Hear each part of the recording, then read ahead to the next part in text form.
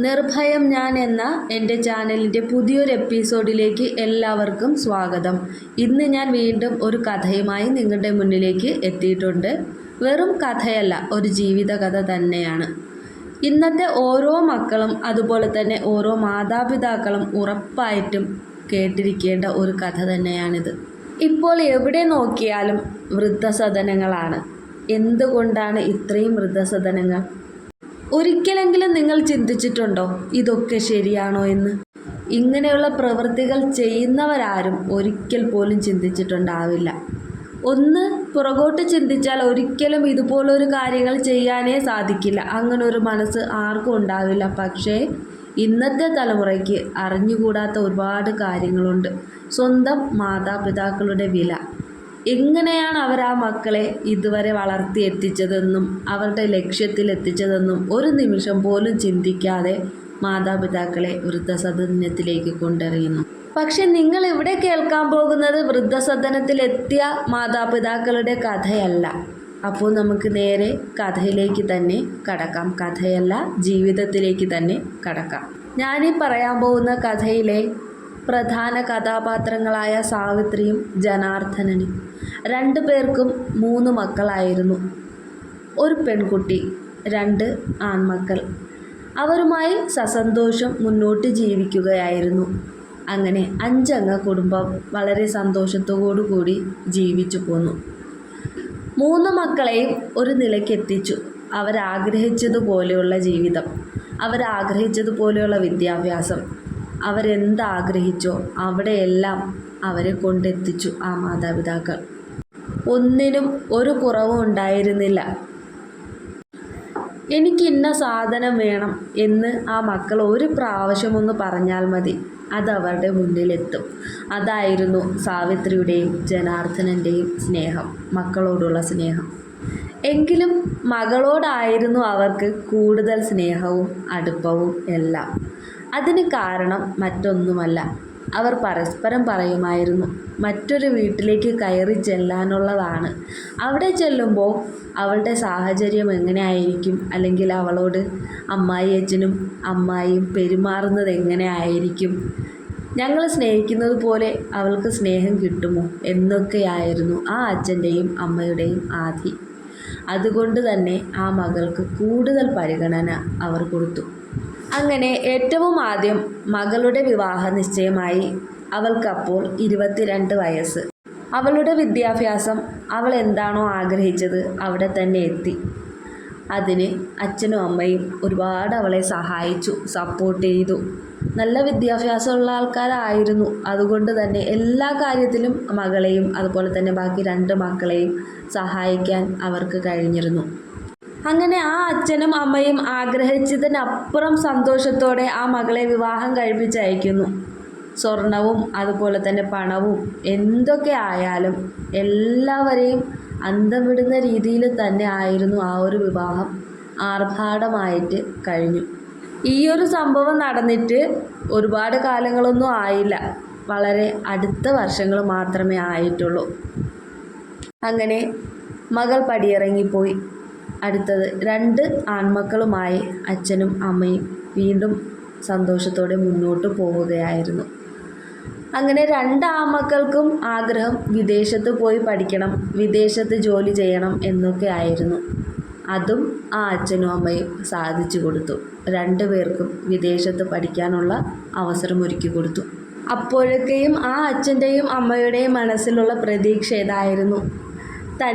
തങ്ങൾക്ക് താങ്ങും തണലുമായി ആ 2 മക്കളും ഉണ്ടാവും. മകളുടെ കാര്യം നോക്കണ്ട, അവൾ മറ്റൊരു വീട്ടിലാണ്. ആ അമ്മയും അച്ഛനും പരസ്പരം പറയുമായിരുന്നു. ഏതൊരു അമ്മയ്ക്കും അച്ഛനും ഇതൊക്കെ തന്നെയായിരിക്കും ആഗ്രഹം. അങ്ങനെ 2 ആൺമക്കളും വിദേശത്തേക്ക് പോയി പഠനത്തിനായി. ആ അച്ഛനും അമ്മയും അവരുടെ ആ ഒരു തറവാട്ട് വീട്ടിൽ ഒറ്റയ്ക്ക്. പിന്നെ കുറേ ദിവസം ഏകാന്തമായിരുന്നു 2 പേരുടെയും മനസ്സ്. കാരണം മക്കളെ ആദ്യമായിട്ടാണ് പിരിഞ്ഞിരിക്കുന്നത്. അതിൻ്റെ വിഷമം അത് വളരെയധികം അവരെ അലട്ടുന്നുണ്ടായിരുന്നു. ഒരു നേരം ഒന്ന് ഫോൺ ചെയ്തില്ലെങ്കിൽ ആധിയായിരുന്നു രണ്ടുപേരുടെയും മനസ്സിൽ. അപ്പോഴൊക്കെ ആ രണ്ട് മക്കൾക്കും അങ്ങനെ തന്നെ ആയിരുന്നു. അച്ഛനും അമ്മയും എന്ത് ചെയ്യുന്നു, അച്ഛനും അമ്മയും വല്ലതും കഴിച്ചോ കുടിച്ചോ എന്നൊക്കെ എപ്പോഴും വിളിച്ച് ചോദിക്കുമായിരുന്നു. അങ്ങനെ മുന്നോട്ട് പോയിക്കൊണ്ടിരിക്കെ രണ്ടുപേരും നാട്ടിലെത്തി. അവരുടെ പഠനമൊക്കെ കഴിഞ്ഞ് ജോലിയിലും പ്രവേശിച്ചു കഴിഞ്ഞു. അതിനുശേഷമാണ് മാതാപിതാക്കളെ സന്ദർശിക്കാൻ വേണ്ടിയിട്ട് അവർ നാട്ടിലെത്തിയത്. അപ്പോൾ ആ രണ്ട് മക്കളെയും അച്ഛനും അമ്മയും നല്ലൊരു നിലയിലെത്തിച്ചു എന്ന് തന്നെ പറയാം. രണ്ട് മക്കളും നാട്ടിലെത്തിയപ്പോൾ വീണ്ടും അച്ഛനും അമ്മയ്ക്കും എന്തെന്നില്ലാത്ത സന്തോഷം. പിന്നെ അവരുടെ വിവാഹകാര്യമായി ചിന്ത. പക്ഷേ ആ അച്ഛനും അമ്മയ്ക്കും കൂടുതൽ ചിന്തിക്കേണ്ടി വന്നില്ല. ആ രണ്ട് മക്കളും തന്നെ അവരവരുടെ പങ്കാളിയെ കണ്ടുപിടിച്ചിട്ടുണ്ടായിരുന്നു, വിദേശത്ത് നിന്ന് തന്നെ. ആ പെൺകുട്ടികളും വിദേശത്ത് പഠിക്കാനെത്തിയതാണ്. സ്വദേശം തന്നെയാണ്, ഇവരുടെ അതേ സ്വദേശം തന്നെയാണ് നാട്. അങ്ങനെ അവരുടെ വിവാഹം ആഘോഷപൂർവ്വം കഴിഞ്ഞു. രണ്ട് ആൺമക്കളുടെയും വിവാഹം കഴിഞ്ഞു. അവർ വീട്ടിൽ കുറച്ച് നാൾ സന്തോഷത്തോടെ, വളരെ സന്തോഷത്തോടെ കഴിഞ്ഞു. കുറച്ച് നാളെന്ന് പറയാൻ കാരണം വീണ്ടും അവർ വിദേശത്തേക്ക് പോവുകയാണ്. വീണ്ടും അച്ഛനും അമ്മയും ഒറ്റപ്പെടാൻ പോവുകയാണ്. ഒറ്റപ്പെടാനെന്ന് പറയാൻ പറ്റില്ല. അച്ഛനും അമ്മയും അവർ രണ്ടും തന്നെയാണ് ജീവിതത്തിൽ കൂട്ട്. അത്രയധികം സ്നേഹിച്ച് മുന്നോട്ട് പോകുന്നൊരു ജീവിതമായിരുന്നു രണ്ടുപേരുടെയും. ആര് കണ്ടാലും കൊതിക്കുന്ന, അസൂയപ്പെടുത്തുന്ന ഒരു ജീവിതം തന്നെയായിരുന്നു അവരുടേത്. ഈ ഒരു സമയത്തിനിടയിൽ മക്കളും മരുമക്കളും വിദേശത്തേക്ക് യാത്രയായി. അമ്മയും അച്ഛനും വീണ്ടും തനിച്ചായി. നാളുകൾ കഴിഞ്ഞു പോയി. വിദേശത്ത് പോയ രണ്ട് മക്കളുടെയും വിളിയും സംസാരവും ഒക്കെ കുറഞ്ഞു. അവർക്കും മക്കളായി, കുടുംബമായി താമസിക്കുന്നു. സ്വന്തം അച്ഛനെയും അമ്മയെയും അന്ന് കാണാൻ സമയമില്ലാതായി. പെട്ടെന്നാണ് അത് സംഭവിച്ചത്. അമ്മയ്ക്ക് സുഖമില്ലാതെ ഹോസ്പിറ്റലിലാകുന്നു. അറ്റാക്കായിരുന്നു. അങ്ങനെ അമ്മയുടെ അടുത്ത് അച്ഛൻ മാത്രം, ജനാർദ്ദനൻ. തൻ്റെ ഒരു ചിറകൊടിഞ്ഞതുപോലെയായി അയാളുടെ അവസ്ഥ. ഭാര്യ ഇതുപോലെ കിടക്കയിൽ. ഹോസ്പിറ്റലിൽ തന്നെ ആയിരുന്നു കുറച്ചുനാൾ. ഈ ഒരു സമയത്തിനിടയ്ക്കും മക്കൾക്ക് വന്നൊന്ന് കാണാൻ പോലും സമയം കിട്ടിയില്ല. അതാണ് അതിലേറെ വിഷമം. മകളാണെങ്കിൽ വിദേശത്തൊന്നുമല്ല, നാട്ടിൽ തന്നെ ആയിരുന്നു. ഇടയ്ക്കൊന്ന് വന്ന് കണ്ടു പോയി. അതിനുശേഷം ഒന്ന് വരാനോ അമ്മയ്ക്ക് കൂട്ടിരിക്കാനോ ഒന്നും തോന്നിയില്ല എന്നതാണ് അച്ഛനെ കൂടുതൽ വിഷമിപ്പിച്ചത്. അങ്ങനെ മാസങ്ങൾക്ക് ശേഷം അമ്മ മരണത്തിന് കീഴടങ്ങി.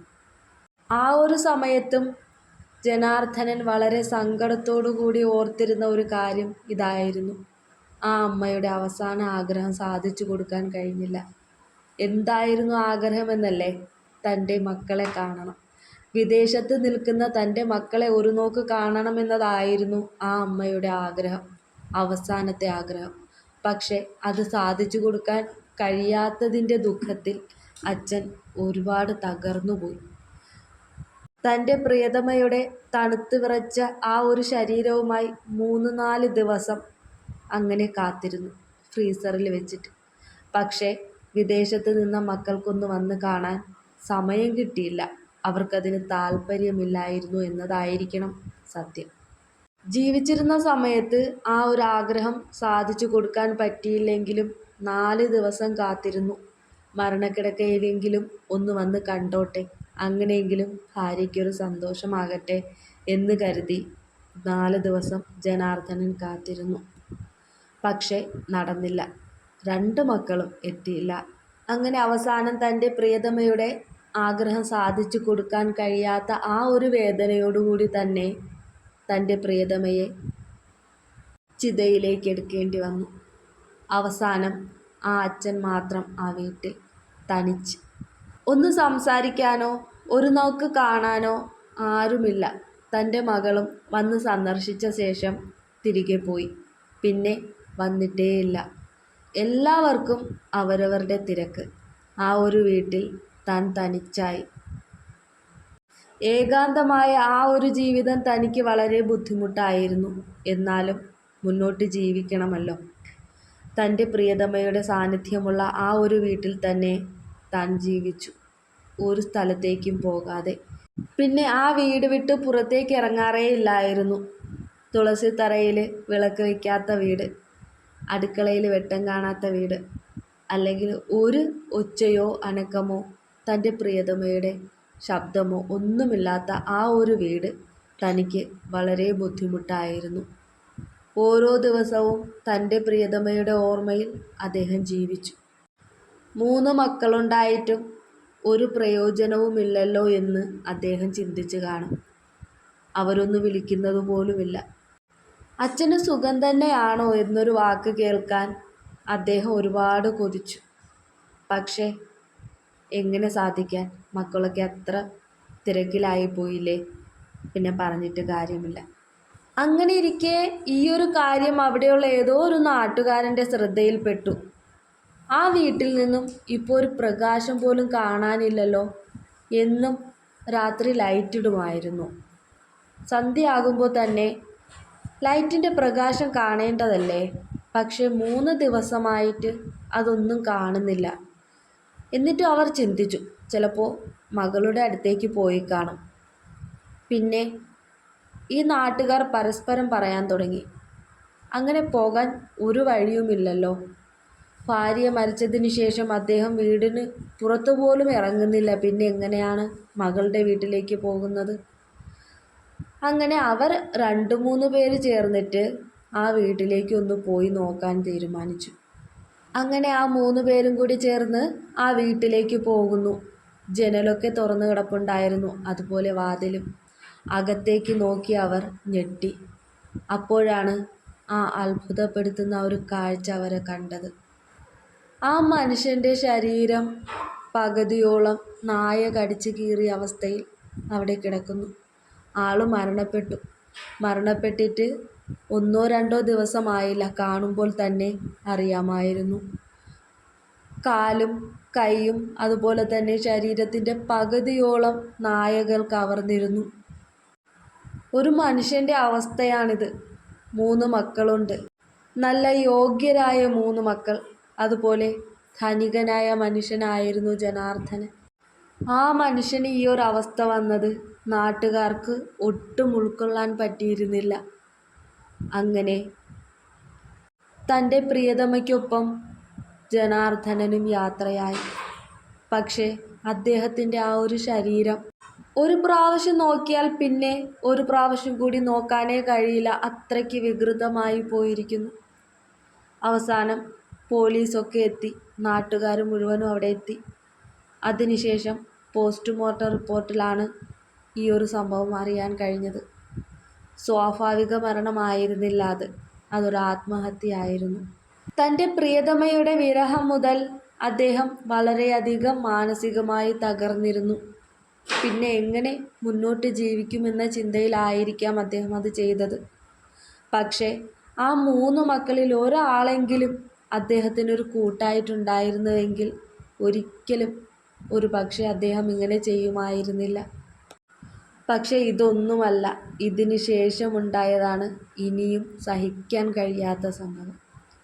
നാട്ടുകാരും പോലീസുകാരും ചേർന്ന് തൻ്റെ വിദേശത്തുള്ള മക്കളെ ഈ ഒരു വാർത്ത അറിയിക്കുന്നു. പക്ഷേ ഫോണിലൂടെ ആ മക്കൾ പറഞ്ഞ കാര്യം ഇങ്ങനെയാണ്: ആരെങ്കിലുമൊക്കെ അച്ഛൻ്റെ കർമ്മമൊന്ന് ചെയ്തോളൂ, ഞങ്ങൾക്ക് വരാൻ കഴിയില്ല. എന്നാലും സ്വന്തം മകനാണ് ഈ ഒരു കാര്യം പറഞ്ഞതെന്ന് ഓർക്കുമ്പോൾ നാട്ടുകാർക്ക് പോലും നെഞ്ച് തകർന്നു പോകുന്ന ഒരു അവസ്ഥയായിരുന്നു. പക്ഷെ എന്തുകൊണ്ടോ മകൾ അവിടെ എത്തിയിരുന്നു. അത് തന്നെ വലിയ ഭാഗ്യം. ബാക്കി കർമ്മങ്ങളും കാര്യങ്ങളും നാട്ടുകാരും അതുപോലെ തന്നെ അകന്ന ബന്ധുക്കളും ചേർന്ന് നടത്തി. കാര്യങ്ങൾ അവിടെയും കഴിഞ്ഞിട്ടില്ല, ഇനിയും ഉണ്ട് ബാക്കി. അതാണ് നിങ്ങൾ കേൾക്കേണ്ടത്. കുറച്ച് ദിവസങ്ങൾക്ക് ശേഷം 3 മക്കളും ആ തറവാട്ട് വീട്ടിൽ ഒന്നിക്കുന്നു. 3 പേരും വന്നതിൻ്റെ ലക്ഷ്യം ഒന്നു തന്നെയാണ്: സ്വത്ത് ഭാഗം വയ്ക്കൽ. ഏക്കർ കണക്കിന് വസ്തുക്കളും അതുപോലെ ബാങ്ക് ബാലൻസും എല്ലാം ജനാർദ്ദനനുണ്ടായിരുന്നു. ആ ഒറ്റ ലക്ഷ്യം തന്നെ ആയിരുന്നു 3 മക്കൾക്കും. 3 മക്കളും തമ്മിൽ അടിപിടിയായി. വഴക്കായി, തർക്കമായി. അങ്ങനെ ഒടുവിൽ തങ്ങളുടെ വക്കീൽ അവിടെ എത്തുന്നു. അവിടേക്ക് എത്തിയ ആ വക്കീൽ ജനാർദ്ദനൻ്റെ ഒരു സുഹൃത്ത് തന്നെ ആയിരുന്നു. അവർ തമ്മിൽ വർഷങ്ങളോളമുള്ള സൗഹൃദമായിരുന്നു. അങ്ങനെ ആ വക്കീൽ ഈ മക്കളോട് കാര്യങ്ങളെല്ലാം സംസാരിക്കുന്നു. ജനാർദ്ദനൻ സ്വത്തിൻ്റെ കാര്യത്തിലൊക്കെ തീരുമാനമാക്കി വെച്ചിട്ടുണ്ടായിരുന്നു. അതിനുശേഷമാണ് അദ്ദേഹം ഈ ലോകത്തിൽ നിന്ന് പോയത്. ഇക്കാര്യം കേട്ടപ്പോൾ മക്കൾക്കൊക്കെ എന്തെന്നില്ലാത്ത സന്തോഷമായി. എല്ലാത്തിലും ഒരു തീർപ്പായല്ലോ, ഇനി തർക്കിക്കേണ്ട കാര്യമില്ലല്ലോ, ആർക്ക് എന്തൊക്കെ, ഇനി അത് മാത്രം അറിഞ്ഞാൽ മതി. അങ്ങനെ വക്കീൽ ഓരോന്നായി എല്ലാം വായിച്ചവരെ കേൾപ്പിക്കാൻ തുടങ്ങി. അവിടെയാണ് അടുത്ത ട്വിസ്റ്റ്. വക്കീൽ ഇതെല്ലാം വായിച്ച് കേൾപ്പിച്ചപ്പോൾ എന്ത് ചെയ്യണമെന്നറിയാൻ വയ്യാതെ സ്തംഭിച്ച് നിന്നുപോയി 3 മക്കളും. കാര്യം ഇതായിരുന്നു. കുറച്ച് നാളുകൾക്ക് മുൻപേ തന്നെ അദ്ദേഹം വക്കീലിനെ വിളിച്ച് കാര്യങ്ങളെല്ലാം സംസാരിച്ചുറപ്പിച്ചിരുന്നു. അദ്ദേഹത്തിൻ്റെ സ്വത്തുവകകളെല്ലാം ഒരു അനാഥാലയത്തിന് എഴുതി വച്ചിരിക്കുകയാണ്. അത് കേട്ടതും 3 മക്കളും അന്തം വിട്ടു. എന്ത് ചെയ്യണമെന്നറിയാതെ ഷോക്കായി നിന്നുപോയി. അതല്ലേ വേണ്ടത്. ജനാർദ്ദനൻ എടുത്ത ഏറ്റവും നല്ല തീരുമാനമാണ് അതെന്നേ ഞാൻ പറയും. കേട്ടുനിന്ന എല്ലാവരും അത് ശരിവെച്ചു, ഈ 3 മക്കളൊഴികെ. അങ്ങനെ 3 മക്കളുടെയും തർക്കം അവിടെ അവസാനിച്ചു. ജനാർദ്ദനൻ്റെ തീരുമാനമായിരുന്നു ശരിയെന്ന് ഈ സമൂഹം തന്നെ പറയുന്ന ഒരു കാലം വരും. എല്ലാ മാതാപിതാക്കളും ഇതുപോലെയാണ് ചിന്തിക്കുന്നതെങ്കിൽ ഒരു മക്കളും തൻ്റെ മാതാപിതാക്കളെ അനാഥാലയങ്ങളിലേക്ക് കൊണ്ടെറിയുകയില്ല, വൃദ്ധസദനങ്ങളിലേക്ക് കൊണ്ടെറിയുകയില്ല. ഓരോ മക്കളെയും വളർത്തി വലുതാക്കി അവരുടെ ലക്ഷ്യങ്ങളിൽ എത്തിച്ച ശേഷം മക്കൾ ഇതുപോലെ ഒരു മാതാപിതാക്കളോടും പ്രവർത്തിക്കാൻ പാടില്ല. ഇനിയെങ്കിലും ഇതിനെതിരെ ഒരു നീക്കം നിയമപരമായിട്ട് തന്നെ ഉണ്ടാവണമെന്നാണ് എൻ്റെ ആഗ്രഹം. നിങ്ങളുടെയും ആഗ്രഹം അതാണോ ഇല്ലയോ എന്ന് ഒന്ന് കമൻ്റായിട്ട് അറിയിക്കുക. ജനാർദ്ദനനെ പോലെ ഒരു പിതാവിനും ഇങ്ങനെ ഒരവസ്ഥ വരരുത്. ഒരു മക്കളും ഒരു മാതാപിതാക്കളോടും ഇതുപോലെ ചെയ്യരുത്. ഒരു പക്ഷേ അതുപോലൊരു ക്രൂരത ചെയ്തു കഴിഞ്ഞാൽ തക്കതായ ശിക്ഷ അവർക്ക് ലഭിച്ചിരിക്കണം. ഇനിയെങ്കിലും നമ്മുടെ നിയമപീഠം കണ്ണു തുറക്കണം. മാതാപിതാക്കൾക്കും ജീവിക്കണം. എത്ര പ്രായമായാലും നമ്മളെ ജനിപ്പിച്ചവരാണവരെന്നൊരു ചിന്ത ഓരോ മക്കളുടെ മനസ്സിലും ഉണ്ടാവണം. ഇന്നത്തെ എൻ്റെ കഥ ഇവിടെ ഞാൻ നിർത്തുന്നു. നമുക്കിനി അടുത്തൊരു ജീവിത കഥയുമായി കാണാം. എല്ലാവർക്കും നന്ദി, നമസ്കാരം.